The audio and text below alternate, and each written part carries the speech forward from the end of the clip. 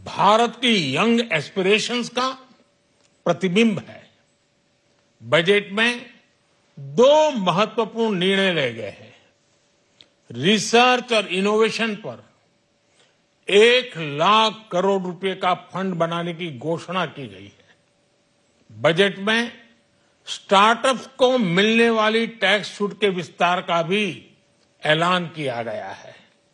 साथियों, इस बजट में फिस्कल डेफिसिट को नियंत्रण में रखते हुए कैपिटल एक्सपेंडिचर को 11,11,111 करोड़ रुपए की ऐतिहासिक ऊंचाई दी गई है। अर्थशास्त्रियों की भाषा में कहें तो एक प्रकार से स्वीट स्पॉट है। इससे भारत में 21वीं सदी के आधुनिक इंफ्रास्ट्रक्चर के निर्माण के साथ ही युवाओं के लिए अनगिनत रोजगार के नए अवसर तैयार होंगे।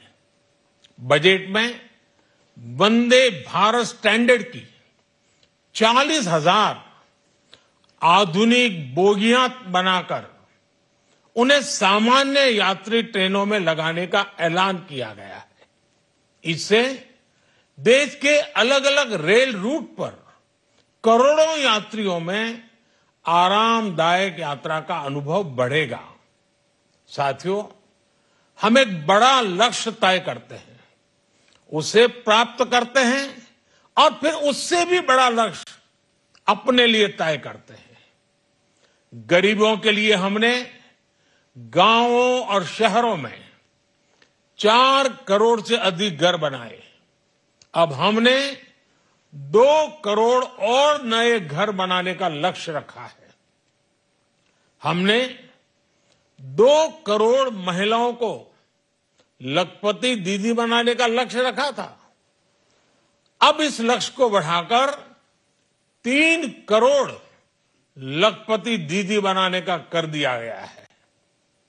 आयुष्मान भारत योजना ने गरीबों की बहुत मदद की है। अब आंगनवाड़ी और आशा वर्कर, उन सबको इस योजना का लाभ मिलेगा। साथियों, इस बजट में गरीब और मध्यम वर्ग को एम्पावर करने, उनके लिए आय के नए अवसर बनाने पर भी बहुत जोर दिया गया है। रूफटॉप सोलर अभियान में 1 करोड़ परिवारों को सोलर रूफटॉप के माध्यम से मुफ्त बिजली प्राप्त होगी। इतना ही नहीं, सरकार को अतिरिक्त बिजली बेचकर लोगों को 15 से 20 हजार प्रति वर्ष की आय भी होगी और ये हर परिवार को होगी। साथियों, आज जिस इनकम टैक्स रेमिशन स्कीम की घोषणा की गई है, उससे मध्यम वर्ग के करीब 1 करोड़ लोगों को बड़ी राहत मिलेगी। पिछली सरकारों ने सामान्य मानवी के सिर पर दशकों से ये बहुत बड़ी तलवार लटका कर रखी थी।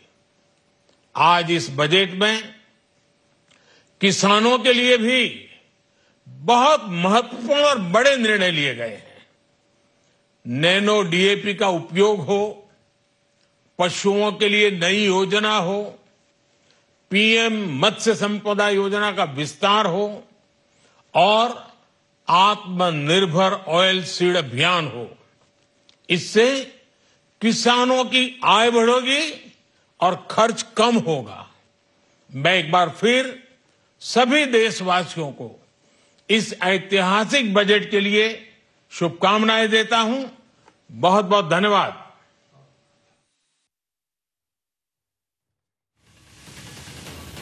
तर पंतप्रधान नरेंद्र मोदी यांनी बजेटविषयी ही प्रतिक्रिया दिलेली आहे आणि या अर्थसंकल्पाचं मोदींनी स्वागत केलंय।